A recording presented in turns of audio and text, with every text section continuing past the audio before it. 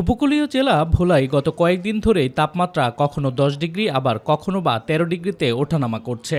ফলে হিমেল হাওয়া, ঘন কুয়াশা আর কনকনে ঠান্ডায় বিপর্যস্ত হয়ে পড়েছে জনজীবন। সবচেয়ে বেশি বিপাকে পড়েছে মেঘনা ও তেঁতুলিয়া নদীর তীরবর্তী উপকূলের বাসিন্দারা। বিশেষ করে জেলে এবং কৃষকদের জীবনে চরম দুর্ভোগ নেমে এসেছে।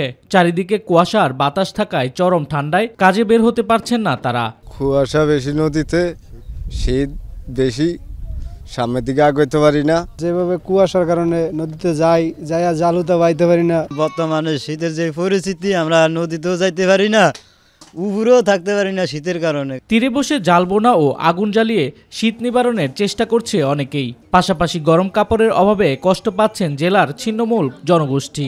শুধু তাই নয়, শীতের কারণে বেড়েছে রোগবালাই। খুবই শীত পড়তেছে, এই জন্য আমরা নদীতে যাইতে পারি না।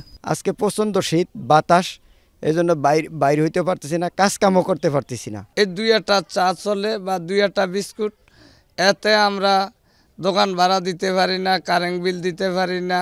তবে খেটে খাওয়া মানুষের কষ্ট লাঘবে দ্রুতই শীতবস্ত্র বিতরণ করা হবে বলে জানান জেলা প্রশাসক। আমরা এই শীতার্ত মানুষের জন্য শুধু বেড়িবাঁধ না, অন্যান্য যেখানেই যারা গরিব মানুষ বাস করে, আমি নিজে গিয়েও সেখানে কম্বল দেওয়া শুরু করেছি সরকারের পক্ষ থেকে, এবং আরও কম্বল আমরা কেনার প্রসেস রয়েছে। এগুলো আমরা পর্যায়ক্রমে বিতরণ করব এবং খুব শীঘ্রই।